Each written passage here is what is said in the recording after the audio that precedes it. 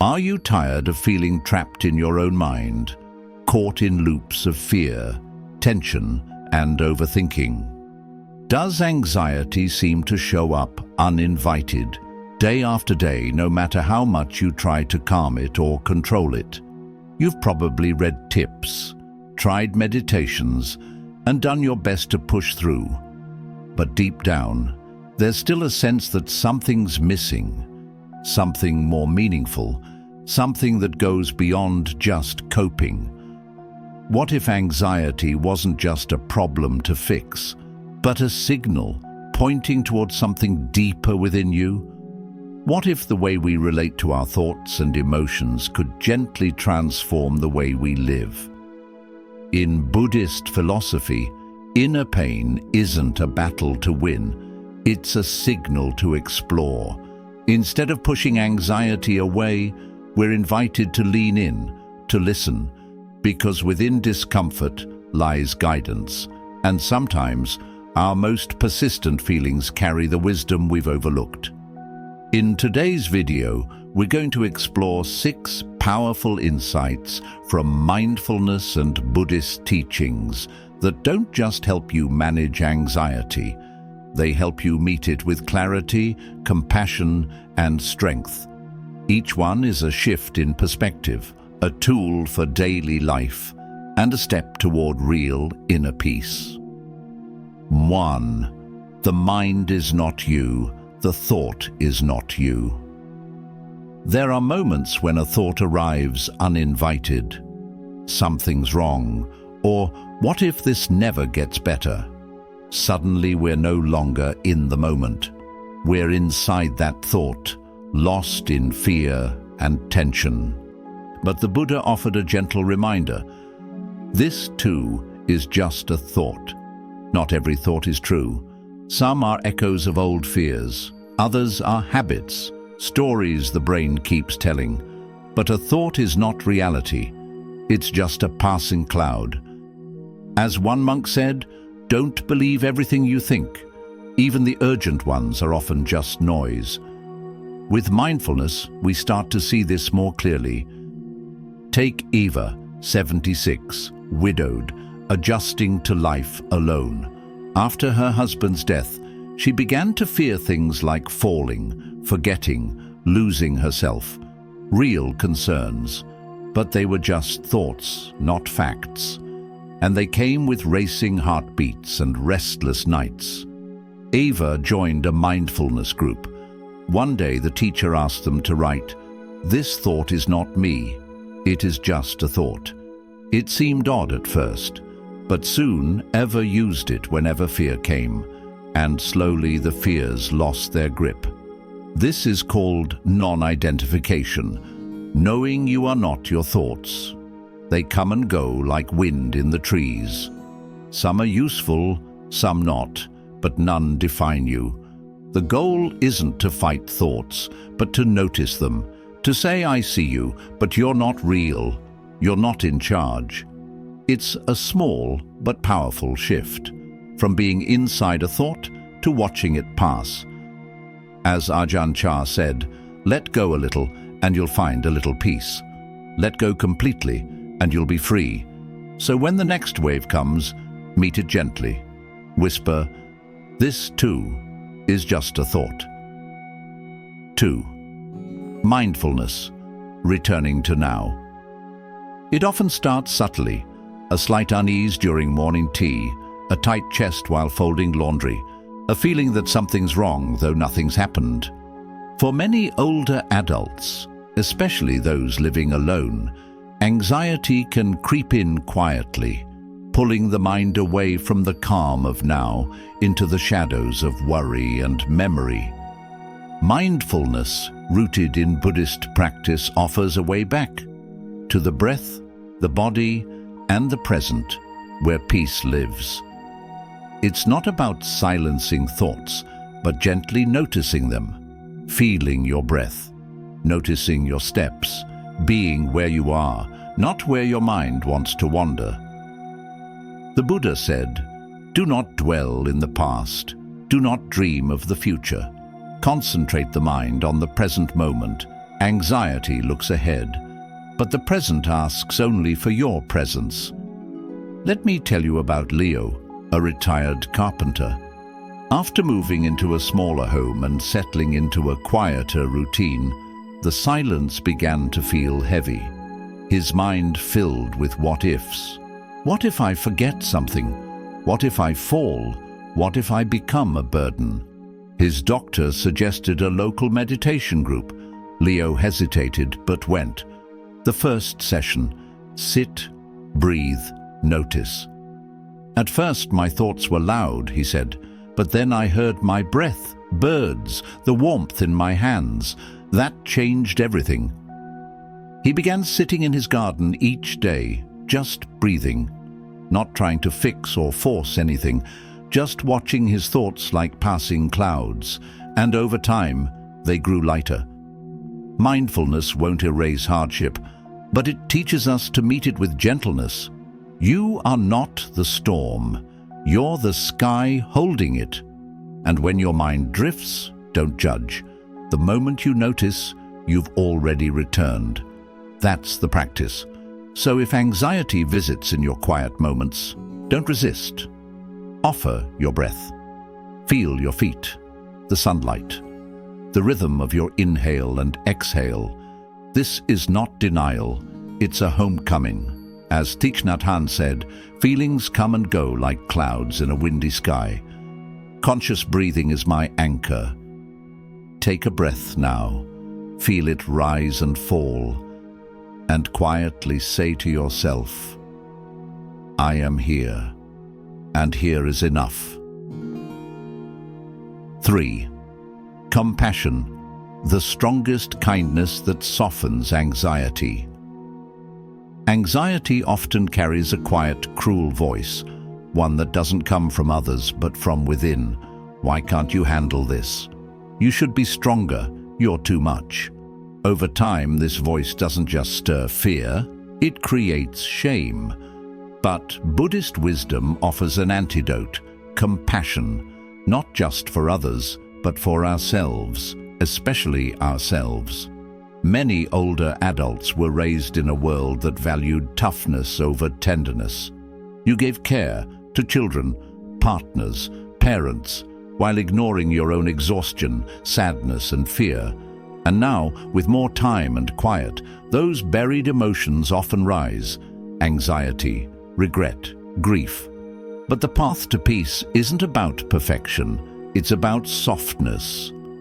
The Buddha said, you yourself, as much as anyone in the universe, deserve your love and affection. Take Clara, a 79-year-old retired nurse. She had always been the strong one, the caretaker. But after retiring and losing her sister, Clara was overwhelmed by anxiety. I don't understand, she said. I've always held it together. At a mindfulness class, the teacher invited everyone to place a hand over their heart and silently say, may I be kind to myself in this moment? May I accept myself just as I am? Clara struggled at first. It felt awkward, selfish even. But the teacher gently said, compassion isn't ego. It's the courage to stay with your pain, not turn away. That moment shifted something. Her anxiety didn't vanish, but she stopped fighting it alone. She began writing letters to herself, forgiving the tired, hurting parts she had long ignored. Slowly, she began to feel whole again. In Buddhism, compassion is medicine, and like any medicine, it works best when taken regularly, especially in times of distress. Simple ways to practice self-compassion. Speak gently to yourself. Say, this is hard and I'm doing my best. Place your hand on your heart during anxious moments. Remind yourself, I am here. Treat yourself as you would a dear friend. Acknowledge your strength. You've come through so much and you're still here. Compassion doesn't remove pain, but it changes how we carry it. It turns anxiety into something we can sit beside rather than something we have to escape. Thich Nhat Hanh wrote, "When you love someone, the best thing you can offer is your presence. That includes yourself." So the next time anxiety shows up, don't shut it out. Sit with it. Ask what it needs. Hold it like you would a frightened child. Because sometimes your heart just needs to know it's not alone. 4. Not mine, not me. A sacred return to inner peace. There are certain moments, quiet yet piercing, when anxiety wraps around us so tightly that we start to believe it is us. The pounding heart, the racing thoughts, the inability to focus, they don't feel like fleeting experiences, they feel like identity. In those moments, we whisper, "I am anxious," mistaking anxiety for selfhood, when in truth, it's only weather passing through. More than 2,500 years ago, the Buddha offered a teaching both simple and radical, one that can release us from this mistaken identity. A thought so gentle yet powerful, it can ease the hold of anxiety like sun burning through morning fog. This is not mine, this is not me, this is not who I am. This teaching isn't about pretending we're not anxious. It's about freeing ourselves from the illusion that our suffering defines us.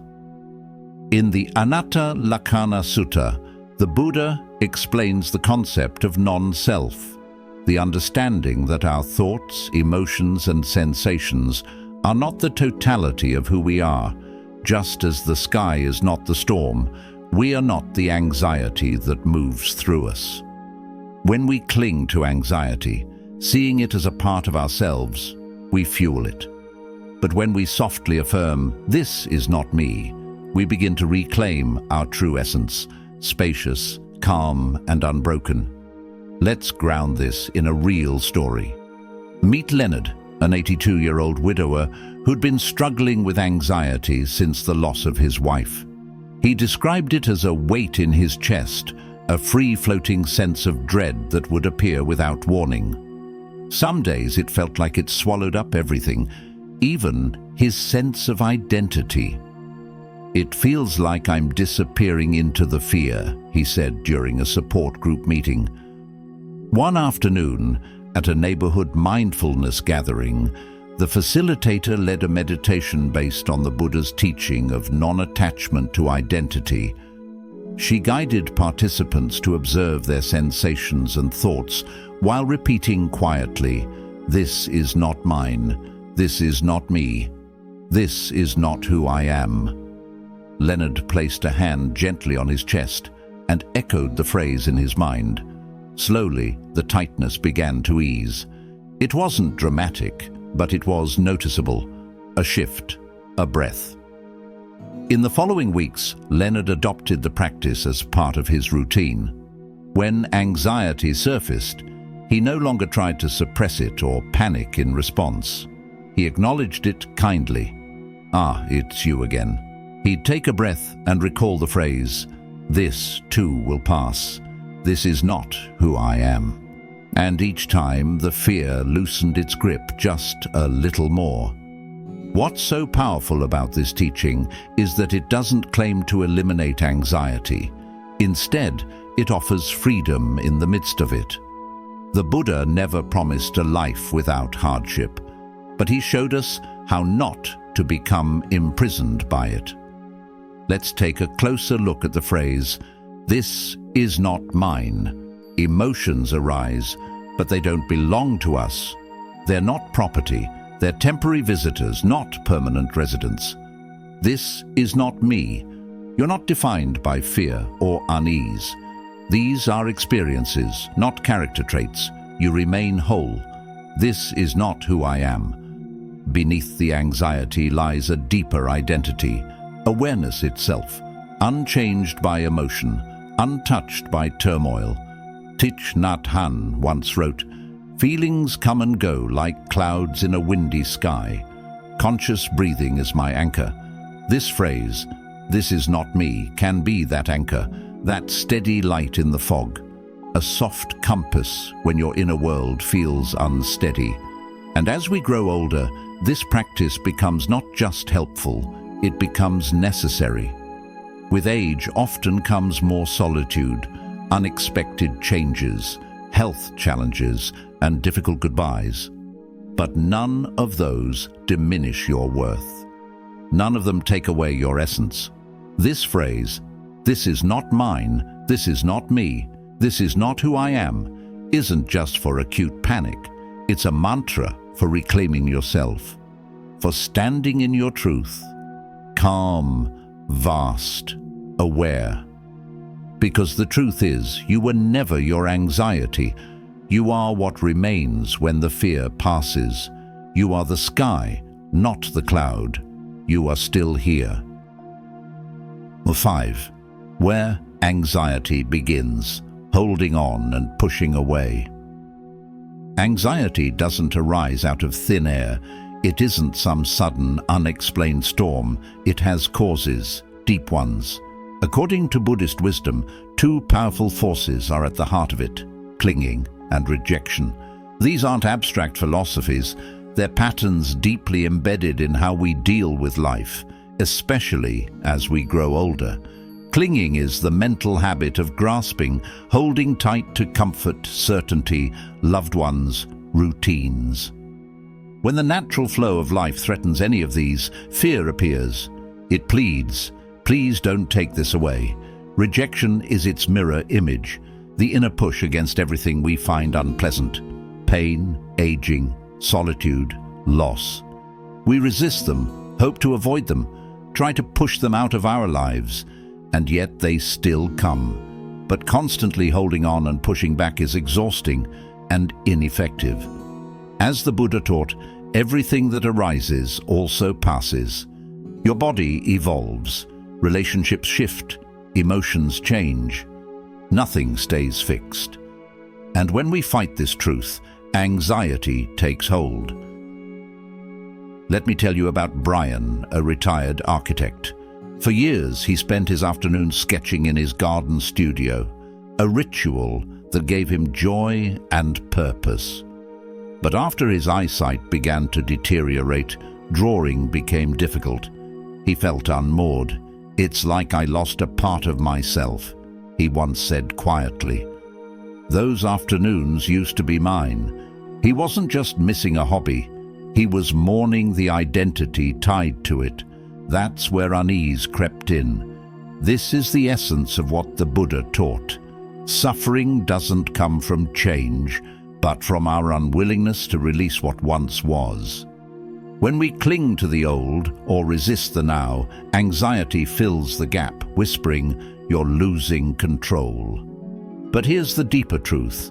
We never had full control. Just as the lotus rises from muddy water, peace arises not from sameness, but from surrender. We find calm not by preserving every part of our past, but by softening our grip. You are not your habits. You are not the person you used to be. When you begin to let go of needing things to stay the same, when you stop tightening your hold on how life should be, something begins to shift. Anxiety starts to release you. As the Dhammapada reminds us, from craving springs sorrow, from craving springs fear. But one who is free from craving knows neither sorrow nor fear. So what if today, even for a moment, you allowed your mind to release its grip? What if peace doesn't come from going backward, but from welcoming what's here, now, just as it is? 6. A living practice, bringing the thought into everyday moments. There are teachings that stir something in the soul, like a fresh breeze entering a closed-up room. They touch us, move us, make sense in our hearts. But understanding a teaching is only the beginning.